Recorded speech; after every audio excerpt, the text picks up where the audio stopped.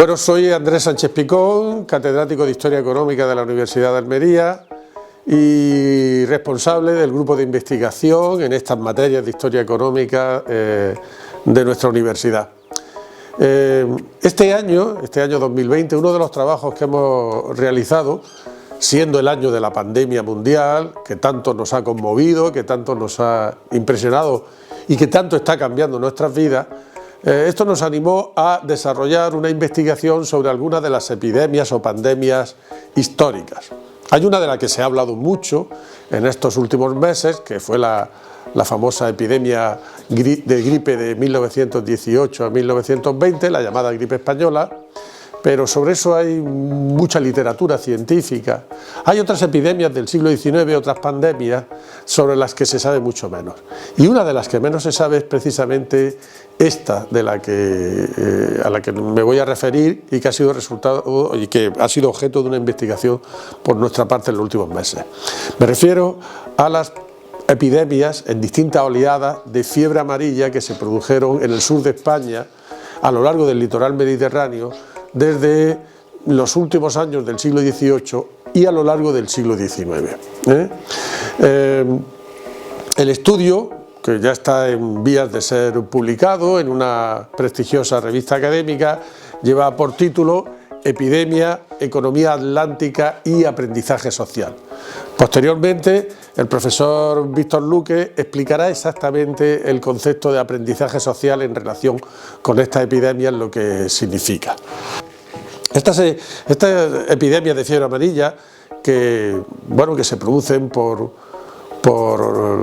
la picadura de un mosquito que actúa como vector de la enfermedad, estas epidemias están muy vinculadas al desarrollo de una economía en torno al océano Atlántico, del movimiento comercial desde Europa hasta África con el tráfico de esclavos y hasta el litoral latinoamericano o caribeño. Ese comercio triangular desde Europa hasta África y desde África hasta Centroamérica y de Centroamérica a Europa también movió no solo personas, esclavos, no solo mercancías, azúcar, algodón, tabaco hacia Europa, sino también movió enfermedades, y en este caso la enfermedad de la fiebre amarilla, que era endémica en África, pero que llegó hasta América, y desde América, en una especie de viaje de vuelta, entró en Europa, precisamente por el puerto de Cádiz, que era el puerto privilegiado en la relación comercial con América. Hemos estudiado los casos de fiebre amarilla en Cádiz y su entorno a la altura de 1800 y cómo en oleadas sucesivas estas epidemias de fiebre amarilla fueron desarrollándose a lo largo del litoral mediterráneo, conforme el comercio con América ya no se realizaba solamente desde Cádiz, sino desde otros puertos del Mediterráneo. Como se puede ver en estos mapas, en 1804 ya se extiende por todo el litoral sur de Andalucía. Se ve también cómo estas epidemias tienen un componente muy marítimo. Las regiones del interior de España o las comarcas del interior de la península no se ven afectadas por ella, y cómo a lo largo del siglo XIX se va extendiendo hacia el Mediterráneo y va subiendo hasta Cataluña, mientras que se va debilitando. O sea, el impacto de las oleadas epidémicas de fiebre amarilla a lo largo de los siguientes brotes va a ser cada vez menor. Esto tiene que ver con el hecho de la inmunización que se producía en las poblaciones que sufrían este azote epidémico en determinados momentos.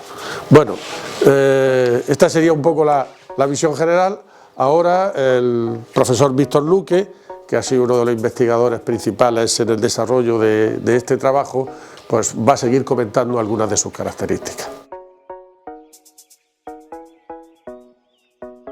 Buenas, yo soy Víctor Luque de Haro, investigador del área de Historia e Instituciones Económicas de la Universidad de Almería. Como nos estaba contando el profesor Andrés Sánchez Picón, durante los últimos meses hemos estado investigando sobre el ciclo epidémico de fiebre amarilla que asoló las costas españolas durante las primeras décadas del siglo XIX. Este trabajo lo hemos hecho a partir de un intenso estudio de la bibliografía existente, y además también hemos trabajado fuentes primarias para estudiar de forma más específica algunos de los brotes que vamos a comentar. Como ya se ha visto, la distribución espacial de esta enfermedad fue variando en las sucesivas oleadas y el efecto o el impacto que tuvo estuvo localizado, fue dramático, pero estuvo localizado especialmente en aquellos lugares en los que impactó la enfermedad. Al contrario que otras epidemias previas como la gripe del 18 o la peste negra, su impacto afectó a estas ciudades y no de forma general al conjunto del territorio nacional. Sin embargo, sí que tuvo unos efectos sustanciales en el estado de la ciencia y en el estado del conocimiento médico de aquel momento, y hubo unos debates muy intensos durante estas primeras décadas sobre el origen de la enfermedad, las causas que lo provocaban, los mecanismos de curación y los mecanismos para evitar esta mortalidad.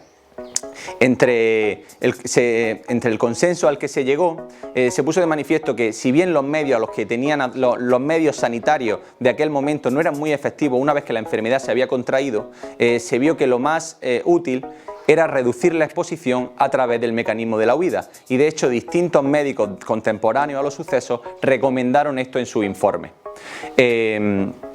Este mecanismo de la huida se aplicó de forma generalizada y cada vez se aplicó más conforme pasó el tiempo y la experiencia demostraba la utilidad del mismo. Sin embargo, se observa claramente, como podemos ver en el caso de la ciudad de Málaga, que la propensión a la huida no fue homogénea entre las distintas clases sociales y que aquellos que tenían más medios y que tenían una mayor información fueron aquellos que se beneficiaron más de este avance en el conocimiento y de este aprendizaje social. Como podemos ver, en este caso fueron los hacendados y los comerciantes aquellos que aplicaron más el mecanismo de poner tierra de por medio frente al agente patógeno.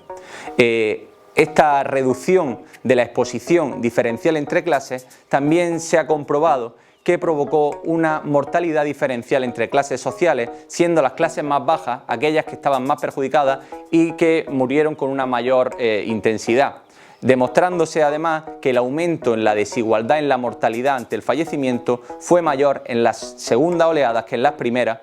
como consecuencia de este aprendizaje social.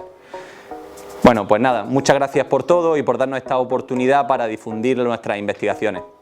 Saludos.